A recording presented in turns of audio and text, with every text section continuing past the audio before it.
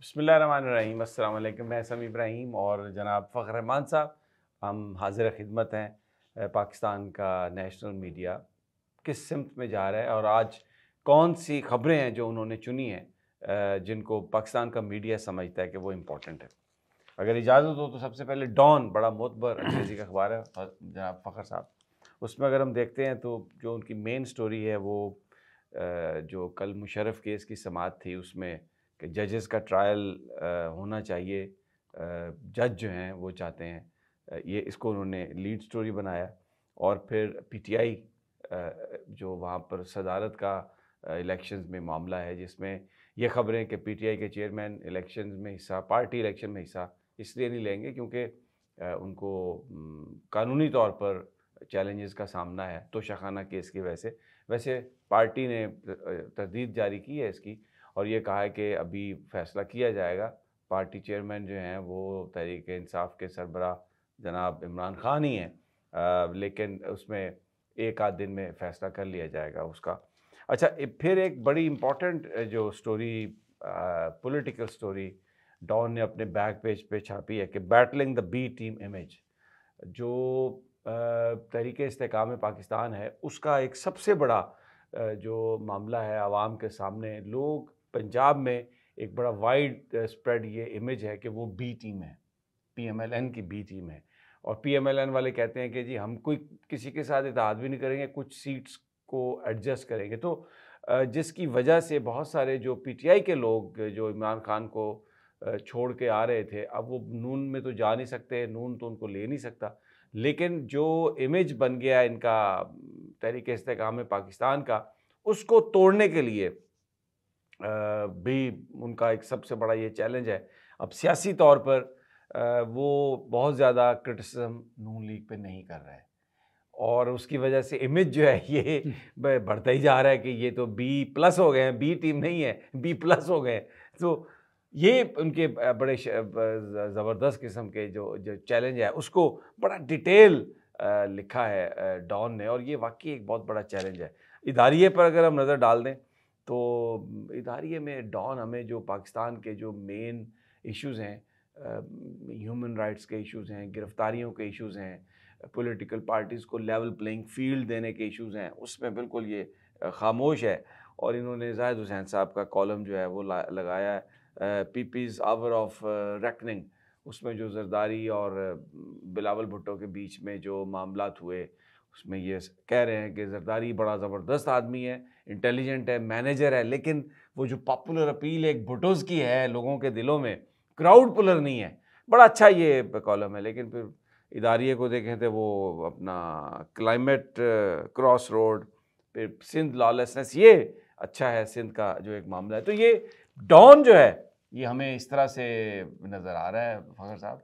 देखें, ये जो दो डॉन अखबार के अंदर जो चीज़ें अभी बैटलिंग द बी टीम और दूसरा जरदारी साहब का जो मामला आया है, ये तो जो है ना एक ऐसी हकीकत है कि आप देखें कि वो चेहरे बदलने से किरदार नहीं बदल रहे और लोग जो है ना वो इसी चीज़ को देख रहे हैं कि और ये पता नहीं कैसे किसने ये सिचुएशन को इस तरह समझ लिया कि अगर इस्तेकाम पाकिस्तान जो है ना वो कायम कर दी जाए तो वो पता नहीं कौन सा इनकलाब बर्पा कर देंगे। ये सारे हरबे जो हैं ये किसी हद तक तो मैनिपुलेशन से और उससे तो कामयाब हो सकते हैं, लेकिन ओवरऑल अगर आप देखें ना तो ये रियलिटी सामने आ रही हैं। अब आपने जैसे ज़िक्र किया ह्यूमन राइट्स का, आप देखें ना human rights commission of Pakistan, एक वक्त था हम आए रोज़ उसकी प्रेस रिलीज़ देखते थे अखबारात में, उसकी वो अभी होती आज थी। कुछ भी नहीं है। एक अरसा ही हो गया है कि उनको पाकिस्तान में ऐसे वो बैठे हैं जैसे उनको कि इंसानी हकूक़ की खिलाफ वर्जी कोई नज़र नहीं आ रही है। तो ये बिल्कुल अभी मीडिया को भी एक चीज़ रियलाइज़ होना शुरू हो गई है कि मेन स्ट्रीम मीडिया जो है उसको भी एक बहुत बड़ा धचका लग चुका है, क्योंकि वो जो एक नेशनल मीडिया का किरदार है चीज़ों को ऑब्जेक्टिवली पेश करने का। यार ये मैं आपको बताता हूँ, जहाँ से मैं लेता हूँ ना ये अखबार सारे, वो कहता है जी मैं डेली 500 पेपर बेचता था, अभी आजकल वो कहता है मैं 200 पेपर बेच रहा हूँ। तो उसकी वजह सिर्फ ये नहीं है कि इलेक्ट्रॉनिक मीडिया टीवी पर लोगों का कोई इन्हिसार ज़्यादा हो गया है। बेसिकली इस में नेशनल मीडिया ने वो इश्यूज़ जो अवामी इश्यूज़ हैं उनको बहुत पीछे उनको रखा है। मसलन अभी ये बैक पेज डॉन का, इसमें आप ये देख लें कि वो 27 million children driven to hunger by extreme weather world wide. अब एक्सट्रीम वेदर जो है ये कहीं और तो एक वजह बन सकती है, पाक और दुनिया की रिपोर्ट में ये है, लेकिन अगर पर्टिकुलरली पाकिस्तान की रिपोर्ट को देखा जाए तो उसमें जो इनजस्टिस है, उसमें मेरिटोक्रेसी का ना होना, उसमें जो रिसोर्सेज हैं उसमें सही उसकी डिस्ट्रीब्यूशन ना होना, ये एक बड़ा अहम मसला है। और हमारे यहाँ तो 47 बच्चे जो हैं % बच्चे उनकी स्टंटेड ग्रोथ है। तो ये अच्छा, लेकिन फिर एक और ख़बर इन्होंने दी है डॉन ने कि 3 jirga members arrested for ordering girls death in Kohistan. Dawn बहुत सारी चीज़ों पे फेल भी हुआ है, लेकिन we must give credit to Dawn for something कि ये इस तरह के जो ह्यूमन राइट्स की स्टोरीज़ हैं उनको ये अपनी स्पेस देता है। और जाते जाते ये भी कि वो जो आरिफ साहब हैं, कैप्टन आरिफ जो एक्स पंजाब आईजी थे, वो जो कमीशन है प्रोब कर रहा है फैज़ाबाद का केस, उनमें उसमें बुलाया था उन्होंने, वो स्किप कर गए हैं। वो आपको पता है जनरल बाजवा के कोर्समेट थे, तो वो उन्होंने कहा भाई मैं नहीं आना, तो वो उसमें ये एक बड़ी अच्छा, अब ये अगर आप इजाज़त दें तो एक और अखबार, फिर मुझे पता है आप जंग के बारे में, ये पहले आप जंग के बारे में उसकी जो लीड स्टोरी है। और अब देखें ना जंग के में, और जैसे आपने डॉन की स्टोरी भी लीड के कल जो मुशर्रफ के इसका था और एहतसाब सबका करें। अब ये बातें जो हैं अखबारात की ज़ीनत भी बन रही हैं, जिसके रिमार्क्स भी ज़ीनत बन रहे हैं अखबारात के। और चीफ जस्टिस के हवाले से भी ये कहा जा रहा है कि जिन्होंने मार्शल लॉ को जवाज़ देने वाले जजेस हैं उनकी तस्वीर कमरा अदालत में होनी चाहिए, वो इस तरह की बातें करें। लेकिन सूरत हाल जो बनी हुई है, आप ग्राउंड रियलिटी को देखें, कुछ चीज़ें ऐसी हैं यानी कि ये वो बातें हैं जिनका ग्राउंड रियलिटी के साथ कोई कनेक्शन बन नहीं रहा है। यहाँ पे अगर मिसाल के तौर पे मैं कल बैठा ये सोच रहा था कि सब कुछ तो है, तो वो सुप्रीम कोर्ट पे जो कल इतना बड़ा 15 मई को मौलाना फजल रहमान जो थे वो इतना जत्था लेके पहुंच गए थे, वो भी तो एक बहुत बड़ा हमला था सुप्रीम कोर्ट के ऊपर। उसके ऊपर तो आज तक जो है वो जस्टिस काजी सीसा साहब ने जो है ना कोई नोटिस नहीं लिया, कोई उसका तस्करा नहीं किया। एक तो ये चीज़ है, यानी कि मैं आपको एक बात बताऊं कि सम टाइम ख्वाहिशात नहीं, अब ये हेडलाइंस जो हमारे कौमी अखबारात दे रहे हैं, ये एक सम टाइम ऐसा लगता है कोई गुमराह कून यानी किसी और तरफ लगाने की हरबे हैं। अब देखें अभी जो है ना इंट्रा पार्टी इलेक्शन के हवाले से पाकिस्तान तहरीक इंसाफ का फ़ैसला जो है वो अगले चंद दिनों के अंदर जो है ना सामने आना है, लेकिन इमरान हिस्सा नहीं लेंगे। बैरिस्टर गोल्ड को नया चेयरमैन बनाने की तजवीज़ दे दी गई। अब ये एक चीज़ जो है इसका आप देखें कि पूरी जगह पे एक मेजॉरिटी ऑफ द कौम गवाही दे रही है कि चांद नज़र आ गया है पाकिस्तान के सियासी मंजरनामे के ऊपर। चंदा मामू कौन से हैं वो नज़र आ गया, लेकिन हर वो चीज़ आपके नेशनल मीडिया के ऊपर इस तरह वन साइडेड दिखाने की कोशिश की जा रही है जैसे एंटी इमरान सेंटिमेंट है दुनिया में। आज जब अखबार देखे तो दुनिया अखबार जो है उसमें मुझे खबर भी नज़र आ रही है और एक नज़र आ रहा है कि किस तरह वो चीज़ों को आगे लेके जा रहे हैं। तहरीक इंसाफ का नया चेयरमैन फ़ैसला आज नहीं, ये गलत है, आज फ़ैसला तो नहीं होना, लेकिन अगले 1-2 दिनों में हो जाना है फ़ैसला, आज नहीं होगा फ़ैसला। लेकिन इन्होंने जो एक इम्पॉर्टेंट ख़बर दी है ना, मैं आपको ये बताना चाहता हूँ। निगरान वज़ीर इत्तलात की एक स्टेटमेंट है, आइन में सिर्फ 90 दिन के अंदर इंतखाबात का जिक्र नहीं, आर्टिकल 254 भी पढ़े कि जी 90 दिन 254 शफाफियत और बहुत सारी उसकी चीज़ें जो हैं, फिर वो जो सेंसस के मामलात हैं, तो निगरान वज़ीर इत्तलात कह रहे हैं कि 90 दिन के अंदर इलेक्शन है, लेकिन और भी बहुत कुछ है, वो भी नाल रला के पढ़ो। अच्छा, फिर वो जो एक बात जो कहते हैं ना, अखबार जो कह रहा है निगरान सेटअप में तोसी और इंतखाबात के इल्तवा पर बातचीत निगरान वज़ीर-ए-आज़म के गैर मुल्की दौरे के बाद तय है। बड़ी ये इंपॉर्टेंट लाइन है, फ्रंट पेज पे है अपर हाफ में, और ये उन्होंने उसमें अगर मैं if I had been sitting in newspapers office तो मेरा ख्याल है कि मैं इसमें ये मेरी it would have been my lead story, और हम कौम को कि जनाब निगरान वज़ीर इत्तलात कह रहे हैं कि सिर्फ 90 दिन में इलेक्शन की बात नहीं है, और निगरान जो वज़ीर-ए-आज़म साहब वापस आ जाते हैं तो फिर उसके बाद ये इसमें निगरान सेटअप में तोसी और दूसरे जिसमें इलेक्शन मुलतवी होना है उन मामलात पर गौर होगा बाकायदा, ये बात एजेंडे पे है। तो ये बहुत ही एक ऐसी स्टोरी है, मेरा ख्याल है कि इस वक्त सबसे इम्पॉर्टेंट चीज़ इलेक्शंस लोग सोच रहे हैं। हमारा जो सियासी इस्तेकाम है वो भी इससे जुड़ा हुआ है। आगे फिर इसका मतलब ये है कि जिस तरह जनाब इफ्तिखार, ये देखें ना अब कि इत्तेसाब होना चाहिए जजेस का। अतर मिनुल्लाह साहब ने जो कल रिमार्क्स दिए, आज मैं ये दुनिया की स्टोरी जो है अखबार की पढ़ के, तो मुझे उसमें एक लिंक नज़र आ रहा है। उन्होंने कल कहा रिमार्क्स देते हुए कि वो जजेस जिन्होंने मार्शल्लाह को एंडोर्स किया उनके खिलाफ भी फैसले होने चाहिए। और उसमें इफ्तिखार चौधरी साहब जो बेसिकली जिनके तर्जुमान थे जनाब अतर मिनुल्लाह साहब, और फिर काजी फायज ईसा साहब की तो तकर्री उन्होंने की, तो उन्होंने कहा कि उनके खिलाफ भी काम होना चाहिए। और आज ये निगरान सेटअप में तौसीआ और इंतखाबात के अल्तवा पर बातचीत निगरान वज़ीर-ए-आज़म के गैर मुल्की दौरे के बाद तय है। तो बेसिकली आज मुझे ये समझ आ रही है कि अतर मिनुल्लाह साहब के जो रिमार्क्स थे उसका कहीं ना कहीं से खबर है, कहीं ना कहीं उनको कुछ अंदाज़ा है। क्योंकि कल ये ऐसा लग रहा था, लोगों ने कहा कि ये जजेस के आपस में इख्तलाफात हो गए हैं और ये एक दूसरे को दिखा रहे हैं कि हम क्या हैं। लेकिन मैं समझता हूँ अतर मिनुल्लाह साहब के जो रिमार्क्स हैं और ये जो दुनिया की स्टोरी है, कहीं ना कहीं कोई बात चल रही है।